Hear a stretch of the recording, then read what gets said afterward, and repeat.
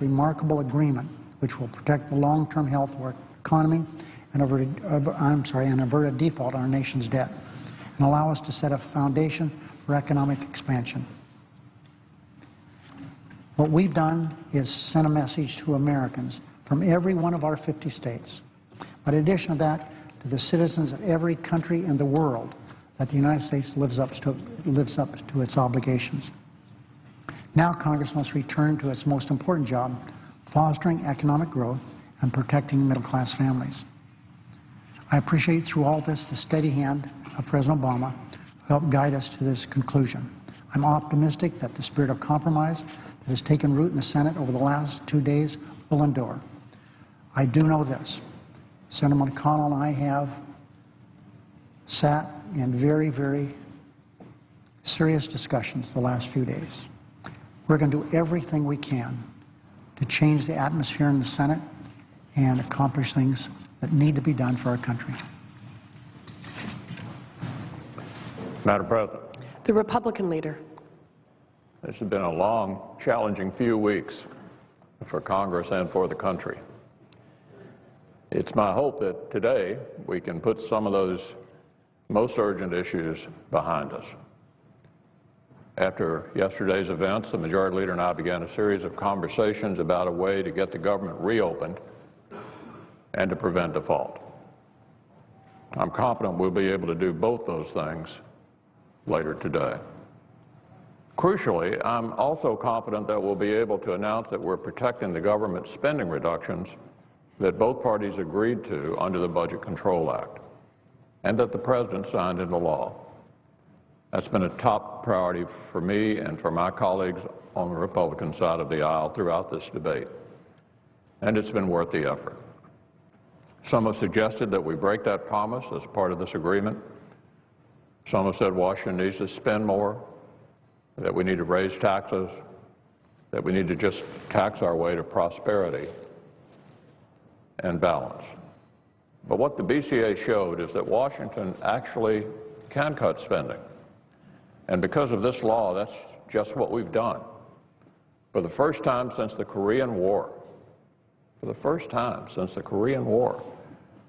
government spending has declined for 2 years in a row, the first time in 50 years.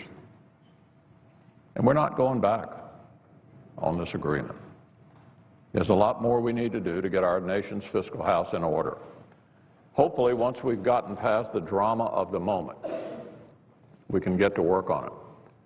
But for now, let's not understate the importance of the Budget Control Act or the importance of the fight to preserve it.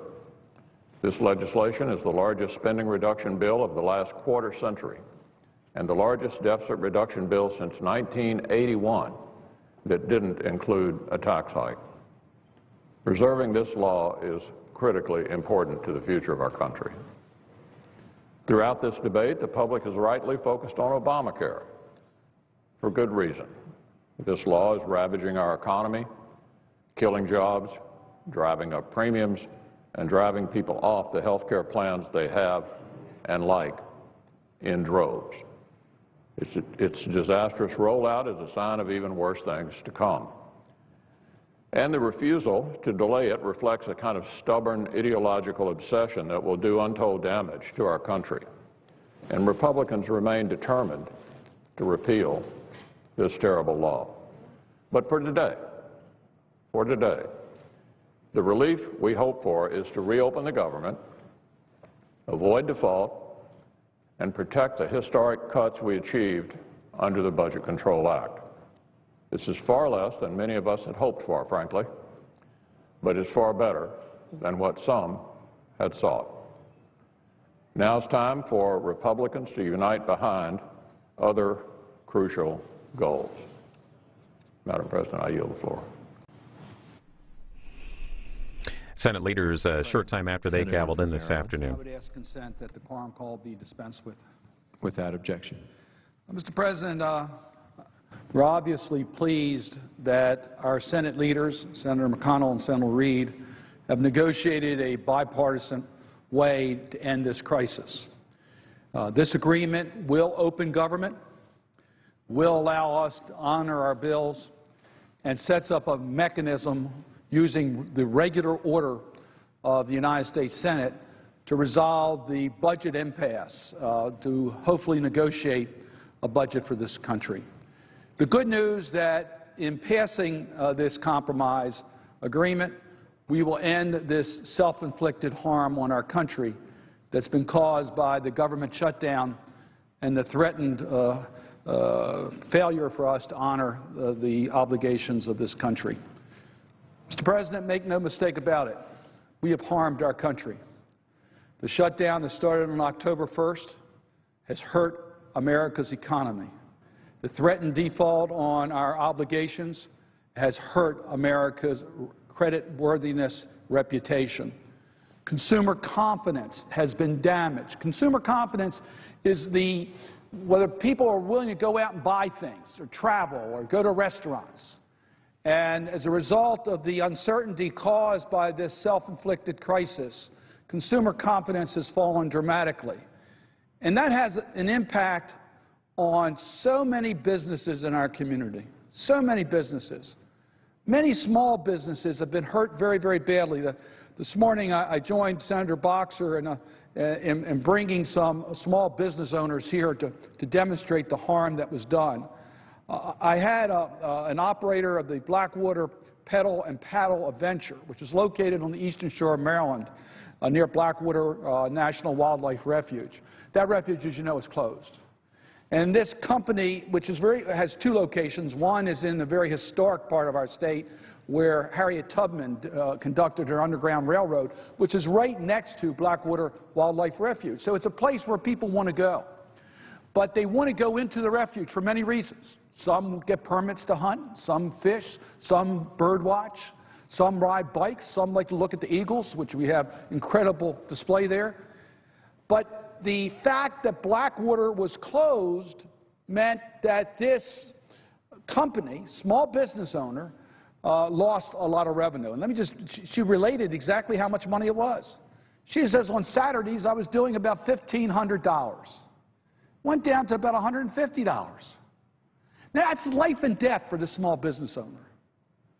And that's what this shutdown's about. You multiply that times hundreds of thousands of small businesses all over this country that have been harmed dramatically as a result of the shutdown. Now, you add that to the fact that that means that our economy has been dragged down. We had a hearing yesterday on the Small Business Committee that I serve on. Senator Landrieu conducted a hearing, and we had a round table with about 8 or 10 people. Some were small business owners giving very similar stories as to what we heard about Blackwater Pedal and Paddle Adventure. Some represented financial groups that did SBA loans. And they told specific examples of how the SBA loans could not be processed. Now, what did it mean? And they gave me an example of a company located right near me in Owings Mills, Maryland, that had a loan that was ready to be closed, was not closed. That person is in the process of buying equipment that might have to be foreclosed if they don't get that SBA loan and they lose their deposit. The one near my house was opening up a new hotel. That could be delayed or jeopardized as a result of this. So we had all types of examples given, putting real faces on those who have been harmed as a result of this shutdown. So our economy has suffered dramatically. The private contractors who rely upon federal payments in order to pay their workers laid off thousands of private contract employees in my state and throughout our country.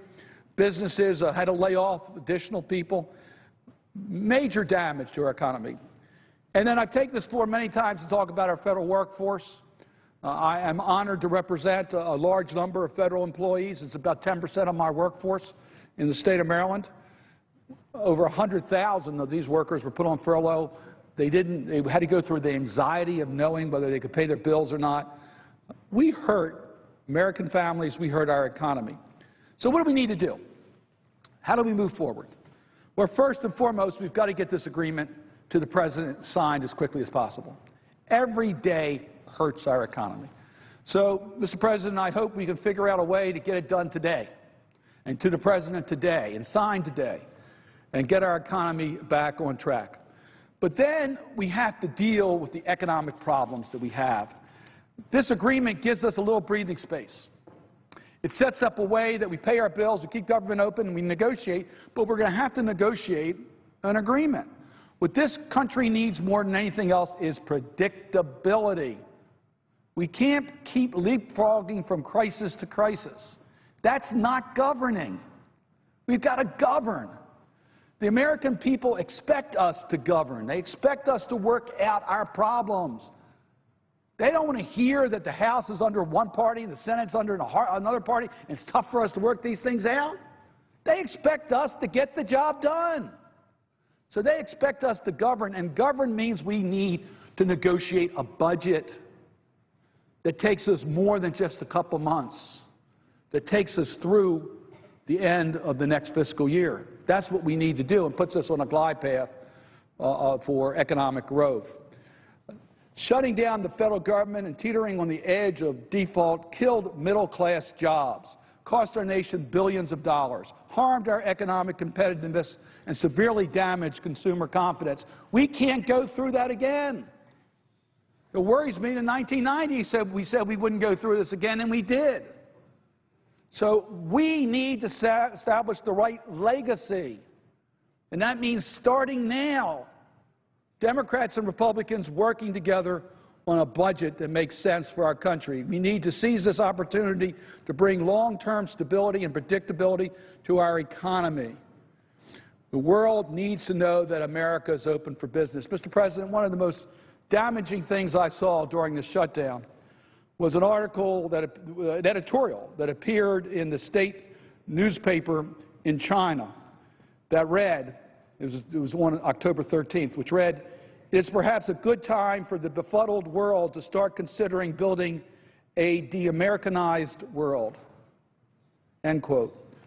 We need to let the world know that America is open for business and that we've got our house in order and that we're not going to continue to govern from crisis to crisis. We need to get that done.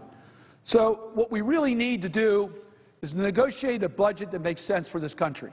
Get this agreement done, get government open, pay our bills, but then negotiate a budget that allows for economic growth. And the very first thing that we need to negotiate, get rid of sequestration. Sequestration are mindless, across-the-board cuts. It says that every priority in government is equally important. That's not true. If you have a problem with your family budget, you don't cut every spending item exactly the same percentage. You're going to make sure you have a roof over your family's for shelter. You're going to make sure you have food on the table. Maybe you postpone a vacation or something, but you know, everything's not the same in priorities. Sequestration says everything's the same in priorities. We need to get rid of sequestration. And we need to do that in context to this budget negotiations, which, yes, we want to make sure that we have long-term financial stability, that we pay our bills. I was proud to be part of a Congress that actually balanced the budget when President Clinton was president. I know they're tough decisions, but we know how to do it. And we need to make sure that we invest in job growth. We need more jobs in America. So, yes, we need to invest in transportation and roads and transit systems. We need water infrastructure to modernize our water systems in this country to allow for economic growth. We need to invest in education. We need to invest in research. The senator has 1 minute remaining. May I ask consent to speak for an additional 3 minutes? Is there objection? Without objection. I thank my colleague from Virginia for that extra time. So we need to end sequestration. We need to invest in job growth. We need to have a balance between revenue and spending so that we have a way in which America can continue to grow.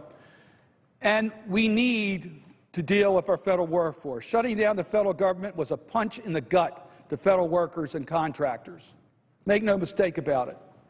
This agreement intends to hold our federal workers harmless as far as pay, and more particularly, it brings them back to work to do the essential work of these agencies. I've talked before about the important work done by many of these federal agencies, the Environmental Protection Agency, protecting our public health, protecting our environment, the Small Business Administration, processing loans for small businesses, National Institutes of Health, doing groundbreaking research, the next great discovery for America, NIST doing work to give us technology for the next competitive, so we are competitive, FDA, food safety, and the list goes on and on and on. The bottom line is, Mr. President, we need to work together. We need to not only open government and pay our bills, but we need an agreement for a responsible budget that will give us predictability, job growth, and economic competitiveness to meet the world global economy. I hope that we will take advantage of the time that this agreement gives us to put our country first and to do what's right for America's future. With that, I would yield the floor. Mr. President. The senator from Virginia. Mr. President, first of all, I want to thank my colleague, the senator from Maine, for not only his comments on the floor, but more importantly for his voice throughout this debate. He and I and a number of our other colleagues realized early on with this self-inflicted crisis that the idea that putting our federal workforce in jeopardy was bad policy, bad politics, bad for our country. And I'm very glad that the resolution that looks like we're approaching is going to make sure that that federal workforce gets back to work, gets back to their job of helping America, and they're going to get compensated for it. But I would add that that is not going to make everybody whole. And I know the senator may want to. Could I ask my colleague if he would yield? Senator from Maryland. And I thank my friend from Virginia for yielding. Senator Warner, through the chair, I thank you for your help in making sure that we do what's right for our federal workforce. They have suffered through furloughs because of sequestration, furloughs because of the government shutdown, freezes in their pay, attacks on their retirement, attacks on their health benefits, and they're asked to do more with less people because of freezes in hiring. And yes, we'll try to hold them harmless as far as this furlough is concerned, but we have to make sure that we attract the very best in public service because of the critical work they do. And I thank you very much for your help in making that. Well, I agree with the senator from Maryland, and I was in the private sector longer than I've been in the public sector, and I've run companies. I've never seen a management style that would say to your workforce, we're going to ask you to do more with less money, and then treat them as poorly as they've been treated repeatedly by some of the attacks that the senator from Maryland has laid out. I want to take a moment, and again, probably with a number of our colleagues, it looks like this self-inflicted political crisis may be finally coming to an end. And to paraphrase Charles Dickens, in a way it may be kind of the best of times and the worst of times. In a certain sense, maybe the best of times because over the last couple of days we've seen the leaders of the Senate, Leader Reid and Leader McConnell, basically say, let's put away some of the disputes and end this crisis. And I want to compliment their work and the work of all the bipartisan efforts that have been going on to put this to an end. So in a certain sense, perhaps it is the best of times. Yes, we're about to finally do our job. We're about to actually reopen the government, put our workforce back to work. And by a whisker, we're avoiding default and the financial calamity that would ensue if we continued down that path. But it's also the worst of times in that once again we took this conversation to the 11th hour. We have inflicted damage on our economy and our reputation. We have, due not, I don't believe, to a Republican-Democratic skirmish, but really by a small group of our way or the highway crowd, we have violated the first principle of governing or of medicine. It says, first, do no harm. And unfortunately, Mr. President, these actions of this self-inflicted crisis has done harm, even if we reopen the government and avoid default. The economist Mark Zandi has estimated that the cost to our economy is at least $20 billion. Reopening the government, avoiding default, isn't going to erase that $20 billion hit to an economy that's been struggling. I wish those who advocated for this shutdown, who advocated for this brinksmanship, would be willing to come down and explain to folks in my state, or for that matter in their states, if you happen to be a government contractor, some of your workforce may have been deemed essential, you may actually get paid, but that portion of your workforce that was deemed non-essential, chances are it won't be paid. Got one company in Virginia, 5,500 people strong, 30% of their workforce was deemed non-essential. This company has tried to pay those people through this period. Some will be paid, some will not. They will not recover. Those individuals, those families will not recover. I'd like to have somebody come down and explain what all this was for in terms of the hurt that it took in their personal finances. I'd like some of the folks who advocated these tactics to come down and explain to a restaurant owner down in Hampton, Virginia, where the workforce at NASA Langley, 3,500 strong, was reduced through this furlough to 7 people. The lost receipts from that restaurant over the last 2 weeks, how their tactics somehow improved the fortunes of that private sector business. I'd like those who advocated that this was smart politics to shut down the government and take us to the verge of default, explain to the motel owner, the Skyline Drive in Virginia, who's lost a couple weekends of the peak fall foliage season and won't see any of those dollars come back, how this was in their best interest, this shutdown. And it's not just in Virginia. It's Yosemite in California. It's national parks in Texas. I'd be anxious for some of those who advocated for these tactics to explain to those private sector business owners who won't see those dollars come back. They're not going to get recouped. I'd like those who say and come to this floor and talk about trying to get rid of our debt and deficit and the burdens on the taxpayer, how these tactics of shutting down the government and bringing our nation to the verge of default help the American taxpayer. The American taxpayer comes out a giant loser from these tactics. The federal government, the workforce, rightfully is going to be repaid, so there's no savings there. Matter of fact, the cost of starting and stopping any enterprise is enormous. Anyone that has run any kind of business understands that. So I hope those who've advocated these tactics will come down and explain to the American taxpayer how this created a bigger deficit and explain why this made sense. And I'd like for those who advocated these tactics to come down and not just talk to the American people, but talk to the world and say how this helped America's national reputation.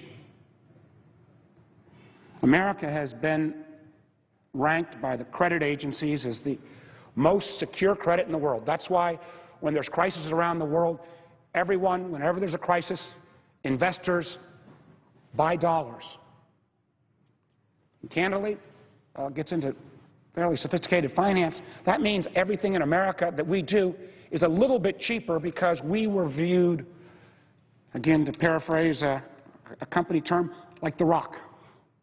Well, we've gone through 2 of these self-inflicted crises. Last crisis, 2 or 3 of these on the close to the fiscal cliff or close to default. The last time cost us a downgrade from one of the rating agencies. We saw yesterday Fitch, one of the second rating agency, put us on negative outlook.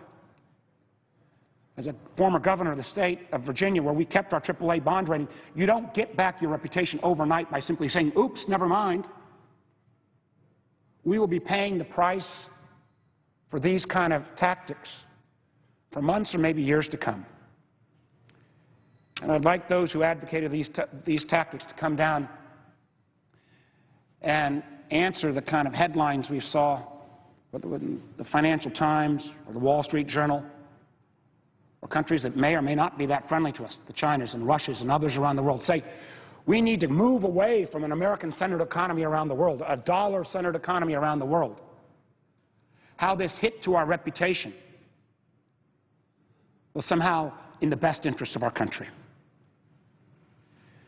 So, Mr. President, I am glad that Leader Reid and Leader McConnell have worked out what appears to be at least a short-term solution.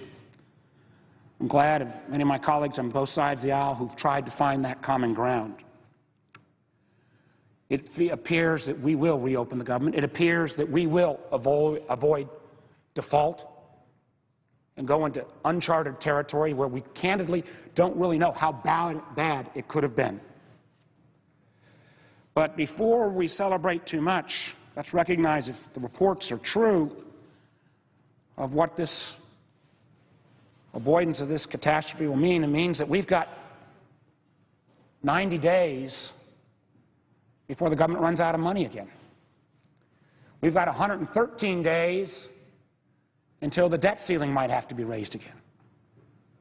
So my first hope would be, as we move forward, that those who practice the tactics of shutdown and threatening default will say, never again will we put the full faith of credit of the United States of America at risk. Never again will we shut down our government, hurt our federal workforce, hurt taxpayers, hurt private businesses, simply because we didn't get what we want in a political dispute. I hope as well in these coming weeks that we'll recognize that the people who work for the United States of America, that our federal workers, deserve better. That when you come out on this floor, or this Senate, or in the other body, and we have our policy debates, that we don't criticize that workforce the way it is repeatedly criticized. That we recognize that when we want to take a pound of flesh out of some program, we don't start with the federal workforce. Because in tight budget times, which we will face for the foreseeable future, we're going to have to ask that workforce to do more with less resources. Again, as somebody who's been in business longer than I've been in government, Management 101 says, if you want your workforce to do better, do more with less, you start by acknowledging their challenges and rewarding them, not simply bashing them, not simply leaving this overhang of future furloughs or the kind of uncertainty that still seems to be around this place. Second thing I hope we will go forward on is recognize that sequestration was set up to be so stupid that no rational group of people would ever let it happen. Well, we've let it happen about 8 months so far, and as challenging as it has been over the last 8 months, in this next fiscal year, which started actually on October 1st, it is going to get exponentially worse. I understand the concerns of my colleagues on the other side, and my concern as well, that we've got to find a way to cut back some of our spending. But there are smarter ways to do it than sequestration. So in this ensuing period, I hope we're able to work through that. And I do believe we need to take these next 90 days, or even a shorter period if we need to report back from the Budget Committee by mid-December, and recognize that this constant, every 3-month, 6-month manufactured budget crisis does our country no good. And that both sides will enter into this next phase of negotiations with a little more sobriety, a little less willingness to call out each other by name, and actually recognize that we do have to get our balance sheet in order. If we want to avoid a repeat in January and February of this last couple of weeks that we've seen and the damage we've done to our country, we are going to have to roll up our sleeves and recognize, to get this problem behind us, we're going to have to deal with our entitlements. That's going to mean folks on my side of the aisle are going to have to think about how we preserve Medicare, Social Security, Medicaid in a way that's affordable over the long haul. And my friends on the other side of the aisle are going to have to realize what kind of government we want and what kind of government we're going to be willing to pay for. This is somebody who spent the last 4 years combing through these numbers repeatedly. I don't think we can pay for the level of government that the American people have expected with our existing tax code. So we're going to have to find ways to close down some of these loopholes, make our tax code more pro-growth, but at the same time generate more revenues than we currently have.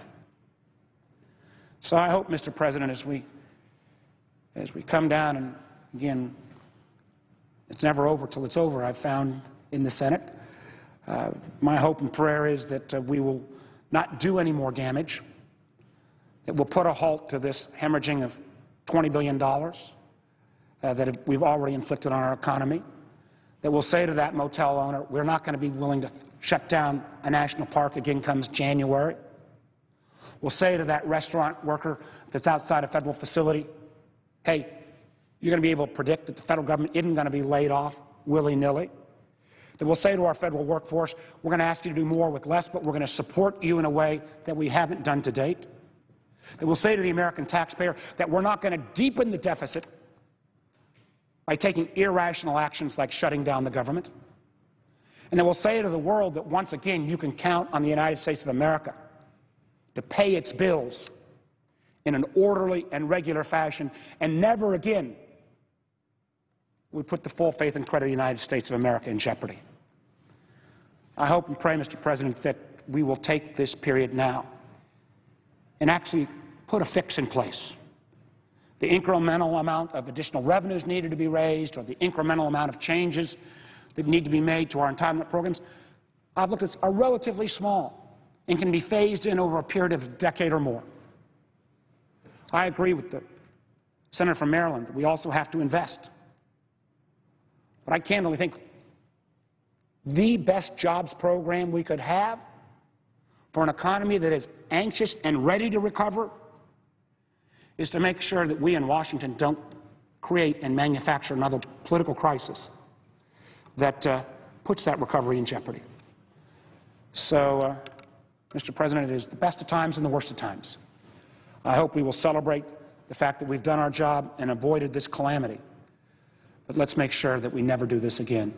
Let's make sure that we take these next 90 days before the next CR expires, or the 113 days before the debt ceiling comes, and really get our fiscal house in order and make sure we give the American public the confidence they need to move forward.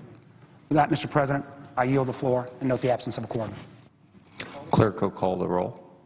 Mr. Alexander.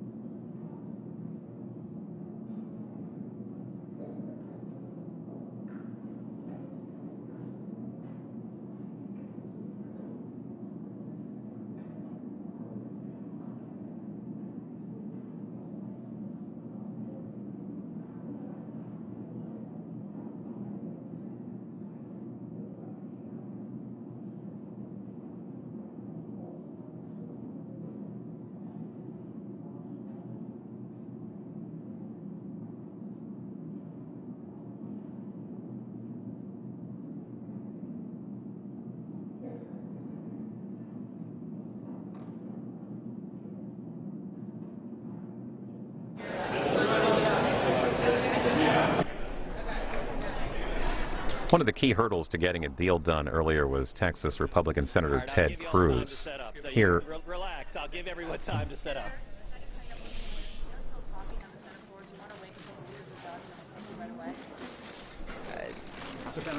That be okay with everybody?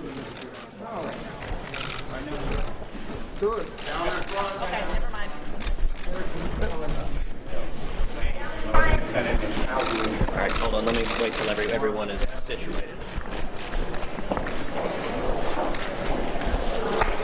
Unfortunately, once again, it appears the Washington establishment is refusing to listen to the American people. The deal that has been cut provides no relief to the millions of Americans who are hurting because of Obamacare. The deal that has been cut provides no relief to all the young people coming out of school who can't find a job because of Obamacare. It provides no relief to all the single parents who have been forced into part-time work, struggling to feed their kids on 29 hours a week. It provides no relief to all the hard-working families who are facing skyrocketing health insurance premiums, and it provides no relief to all the seniors, to all the people with disabilities who are right now getting in the mail notifications from their health insurance companies that they're losing their health insurance because of Obamacare. It is unfortunate that Washington is not listening to the people. Now, I want to commend the House of Representatives. The House of Representatives has taken a bold stance listening to the American people, but unfortunately, the United States Senate has refused to do likewise. The United States Senate has stayed with the traditional approach of the Washington establishment of maintaining the status quo and doing nothing to respond to the suffering that Obamacare is causing millions of Americans. This is unfortunate, but nobody should be surprised that the Washington establishment is pushing back. Nobody should be surprised at the resistance to change. Let me say, the American people in the last few months have risen up in overwhelming numbers. We've seen millions of Americans all over this country working to change Washington. That has been incredible progress, and this fight, this debate will continue until collectively the American people can make D.C. listen, can get real relief for all of the people who are hurt because of Obamacare. You want to know what this fight is about? It's about one thing. It is about all of the people across this country who are right now facing terrifying decisions because they're losing their health care, they're losing their jobs, they're being left in the cold. And sadly, the United States Senate has said, Washington will do nothing. It has created the problems you're facing, but Washington will do nothing to address the suffering you're feeling. That is unfortunate, but this debate and this fight will continue in the months ahead. Senator, there's a two-part question here. Number one, will you filibuster? What's the second part? The second part is, if you're not going to filibuster, will you take a significant amount of time that is not a true filibuster to punt this into tomorrow? There have been many questions about the timing of this vote. The timing of this vote, it is my understanding from leadership, is likely to occur today. I have no objections to the timing of this vote, and the reason is simple. There's nothing to be gained from delaying this vote 1 day or 2 days. The outcome will be the same. Every senator, every member of the House is going to have to make a decision where he or she stands. But there's no benefit. I've never had any intention of delaying the timing of this vote. And indeed, I thought it was interesting reading in the papers that much speculation about whether we might delay the timing of the vote. Republican leadership never asked if I intended to delay the timing of the vote. My focus is on the substance. My focus is, I think, where the American people's focus is, which is what are we doing to provide real relief to the people who are hurting because of Obamacare. And unfortunately, today, the answer is the United States Senate and the Washington establishment is doing nothing to provide relief for the millions of people who are hurting because of Obamacare. Can I ask you about where we are right now? As you well know, you have a lot of fellow Republicans really downright angry at you because here we are, almost 3 weeks later, the strategy that you started out on to defund Obamacare as part of funding the government, they never thought was going to work because the votes aren't there. And here we are reopening the government after a lot of bruising political warfare internally, and you got nothing for it. Well, Dana, respectfully, I disagree with the premise of that. I think we have seen a remarkable thing happen. Months ago, when the effort to defund Obamacare began, official Washington scoffed. They scoffed that the American people would rise up. They scoffed that the House of Representatives would do anything, and they scoffed that the Senate would do anything. We saw, first of all, millions upon millions of Americans rise up all over this country, over 2 million people signing a national petition to defund Obamacare. We saw the House of Representatives take a courageous stand listening to the American people that everyone in official Washington just weeks earlier said would never happen. That was a remarkable victory to see the House engage in a profile in courage. Unfortunately, the Senate chose not to follow the House, and in particular, we saw real division among Senate Republicans. That was unfortunate. I would point out that had Senate Republicans united and supported House Republicans, the outcome of this, I believe, would have been very, very different. I wish that had happened, but it did not. But it does give a path going forward that if the American people continue to rise up, I believe the House will continue to listen to the American people, and I hope in time the Senate begins to listen to the American people also, because, look, lots of people in Washington love to focus on the politics. It is, unfortunately, the game of this town. But what matters more than any politicians in Washington is all of the people across this country who are hurting right now, who are getting in the mail a notification that the health care they're relying on for their care, for their parents' care, for their children's care, that it's being canceled because of Obamacare. President Obama promised the American people Obamacare would lower your health insurance premiums. I would venture to say virtually every person across this country has seen exactly the opposite happen, has seen premiums going up and up and up, and everyone who clicks on Obamacare and sees the premiums going up and up and up. President Obama promised the American people, if you like your health insurance, you can keep it. We now know that statement was flat out, categorically false. People all over this country are losing their health insurance. 15,000 UPS employees got a notification in the mail that they were losing spousal coverage, that their husbands and wives were all losing the health insurance that they wanted and they liked. That is happening all over the country. It's wrong. And the focus, in my view, should not be on the politics of Washington. The politics of Washington at the end of the day doesn't matter. What the focus should be is on making Washington, D.C. listen to the American people and respond to the very real harms that Obamacare is causing to millions of people. Thank you very much.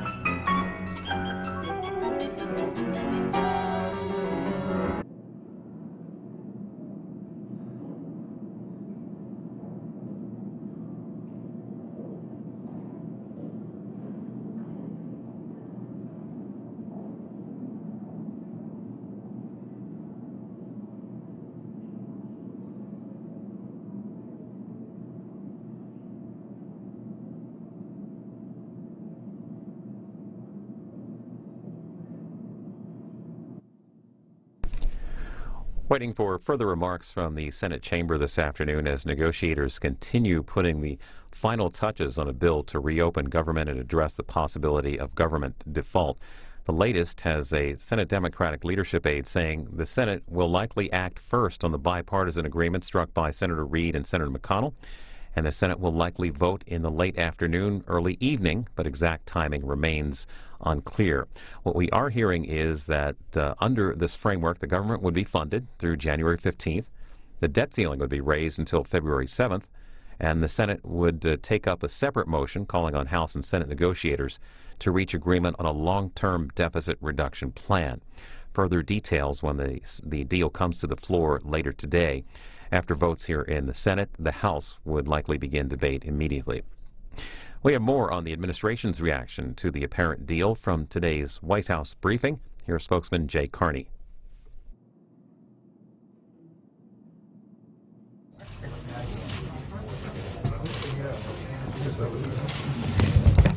You don't have a special guest for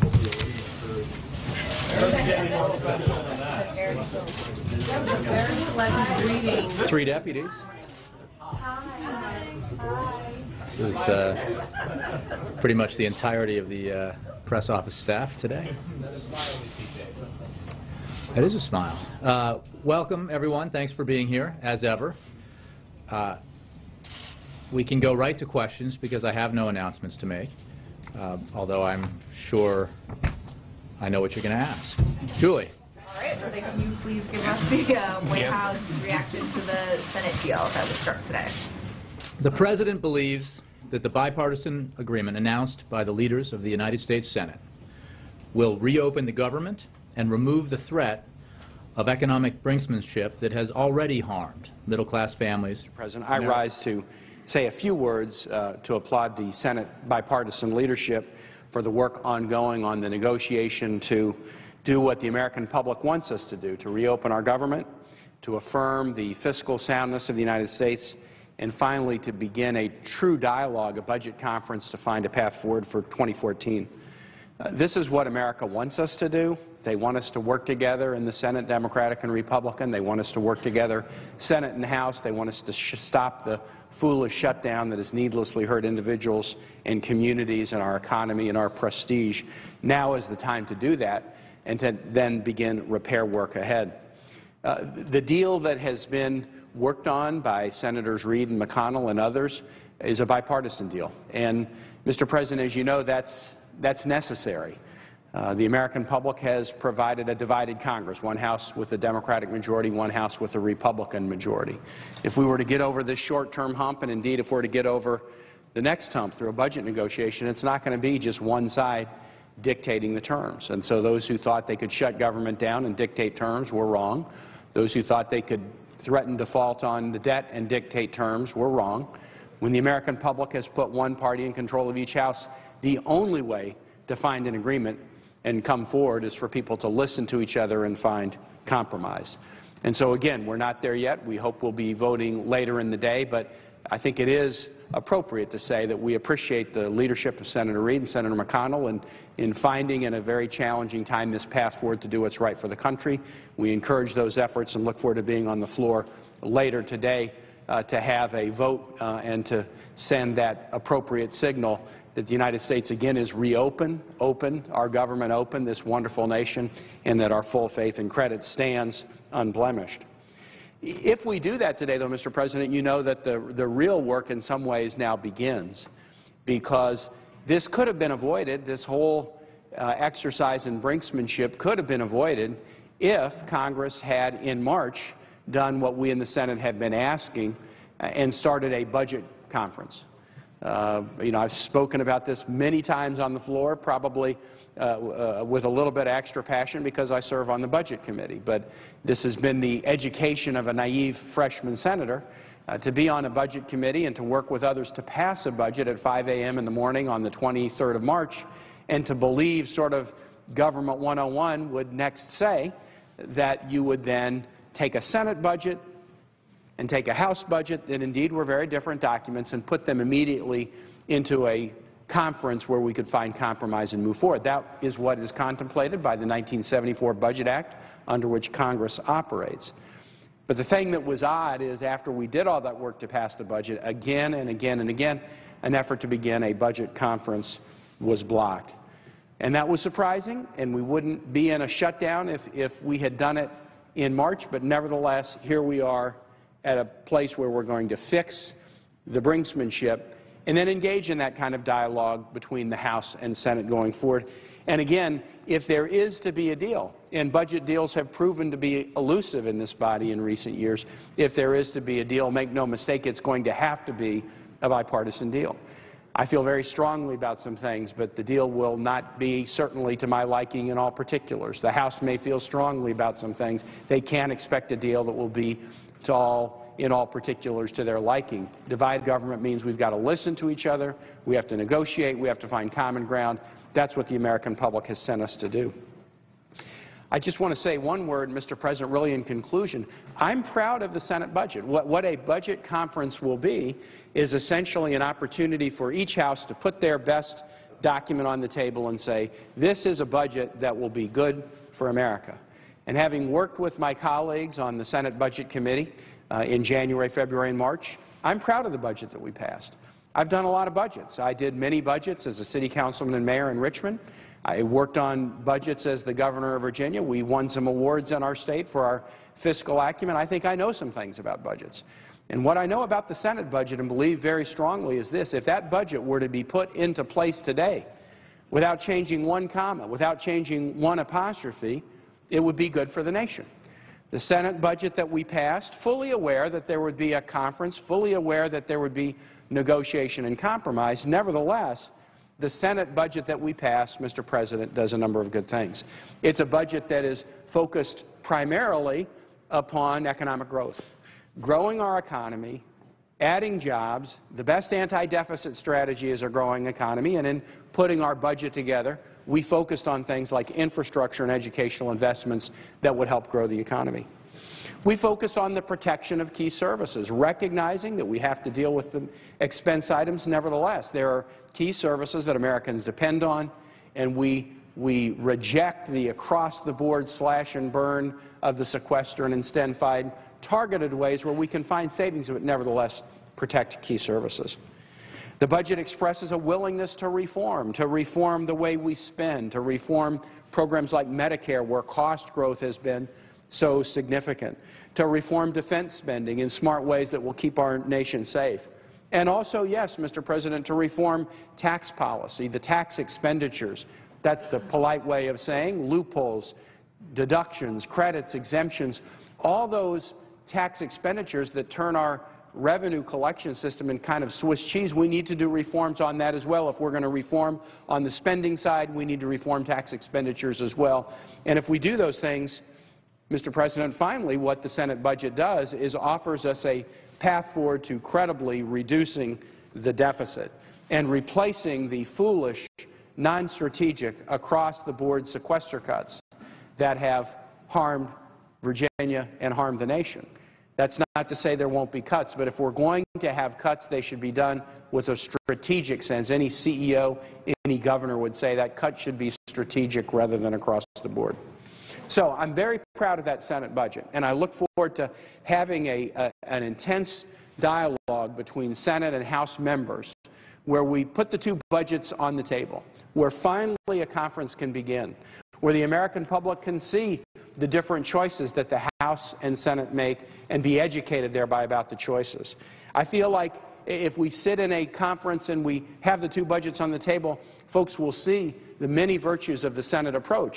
But all senators involved in those discussions, and we don't know yet who they will be, as proud as they are, as proud as I am about the Senate budget, we will have to go into this with the full knowledge that we will not find the kind of deal going forward without being willing to listen, dialogue, and compromise.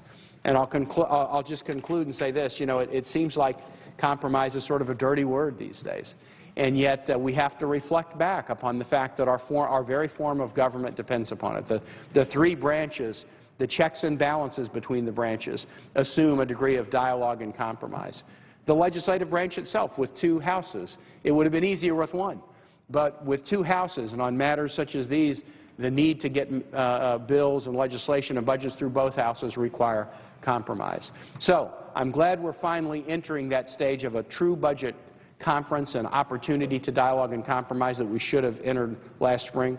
We can enter into it with pride that the Senate budget is a strong document that would help the economy, but also we enter into it fully realizing that just as this short-term deal was not going to be solved by a House or Senate plan that just had the support of one party, and it had to get solved by a bipartisan deal that originated, thankfully, in the Senate, we will have to, in order to find a long-term budget solution, be willing to bring that same spirit to the table. And with that, Mr. President, I yield the floor, and I note the absence of a quorum.